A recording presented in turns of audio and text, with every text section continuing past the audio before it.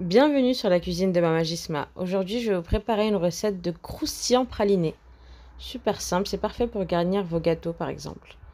Donc pour ça, on aura besoin de crêpes dentelle type gavotte, 3 petits sachets, 6 crêpes quoi. 200 g de chocolat praliné ou pralinoise, de quoi faire un bain-marie, un saladier, une maryse et du papier cuisson. C'est tout. Allez, c'est parti pour la recette. Alors, je vais commencer par couper mon chocolat en petits carrés et je vais venir le faire fondre au bain-marie. Vous pouvez le faire fondre au micro-ondes si vous voulez le faire fondre au micro-ondes. J'ai dit qu'il y avait 200 g, bon, il y a 170 g, hein. C'est pas au poids près. Hein. Une fois que mon chocolat est bien fondu, je viens le verser dans un bol saladier. Et là, on va venir prendre nos crêpes gavottes et on va tout simplement les émietter sur le chocolat. Vraiment, vous les émiettez. On les écrase avec les doigts. Voilà. Ensuite, on mélange bien à la maryse. Et là, notre croustillant praliné, il est prêt. Il y aura juste à laisser refroidir. Alors moi, ce que je vais faire, c'est que je vais l'étaler entre 2 feuilles de papier cuisson. Et ensuite, pour la forme, ça dépend de ce que vous voulez en faire. Si vous voulez l'insérer dans un gâteau rond, vous pouvez l'étaler. Ensuite, vous viendrez découper avec un emporte-pièce de la taille de votre gâteau. Si vous voulez pour une bûche, vous découpez un rectangle.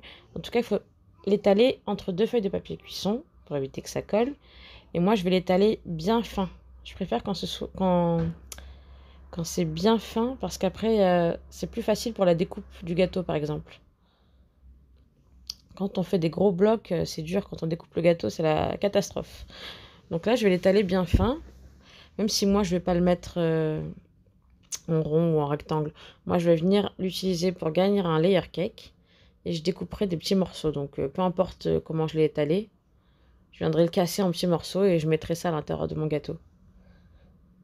Donc voilà, donc là, j'étale bien. Ensuite, je mets au frigo une bonne heure. Enfin, il n'y a pas de temps précis. Vous mettez au frigo jusqu'à qu'il est bien durci. Quand il est dur, là, vous pourrez le démouler. Là, ça va faire 1 heure que je l'ai mis au frigo. Je retire délicatement mon papier cuisson. Et là, il est encore un peu... dès que je touche, ça commence un petit peu à fondre parce qu'il n'est pas super, super dur. Ça, après, ça dépend de comment vous voulez l'utiliser, donc c'est pas grave. Là, vous voyez, je coupe des petits morceaux et moi, je viendrai casser ça sur mon gâteau. Je le déposerai sur ma crème. Voilà, la recette est terminée. En tout cas, j'espère que cette vidéo vous aura plu. Si c'est le cas, cliquez j'aime, partagez.